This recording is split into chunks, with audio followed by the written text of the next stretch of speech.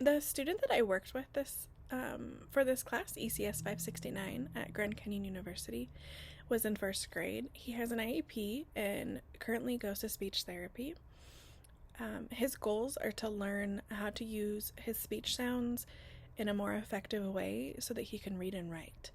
The goal that I worked with him on was working on decoding and encoding within his reading and writing.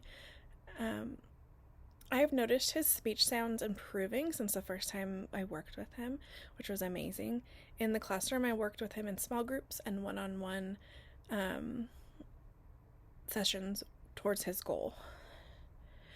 During these one-on-ones, we would play games, we would read, we would write, we would just talk, anything really, just to get him to work on those speech sounds and to write what he was saying in the right way instead of how he was saying it. Let's see. I did a couple of formative assessments with him, which included observations, and the one-on-one work I did with him during independent writing and reading. I also took anecdotal notes while I observed him in whole group discussions and when he was independently working.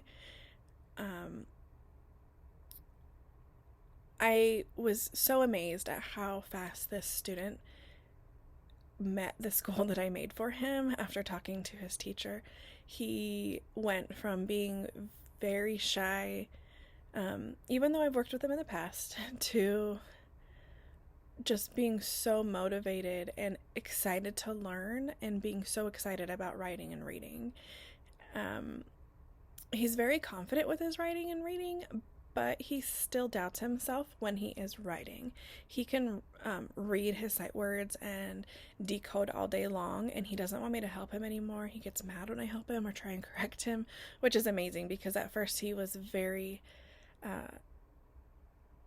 unmotivated to learn because he couldn't do it. And so I would just continue his goals set in his IEP and accommodating him a little more in class so that he can learn how to encode.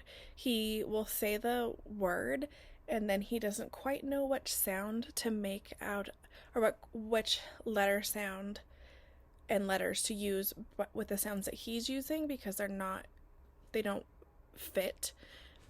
So he's working on that in speech, and I will say the word to him so he hears it said correctly instead of how he's hearing it in his head.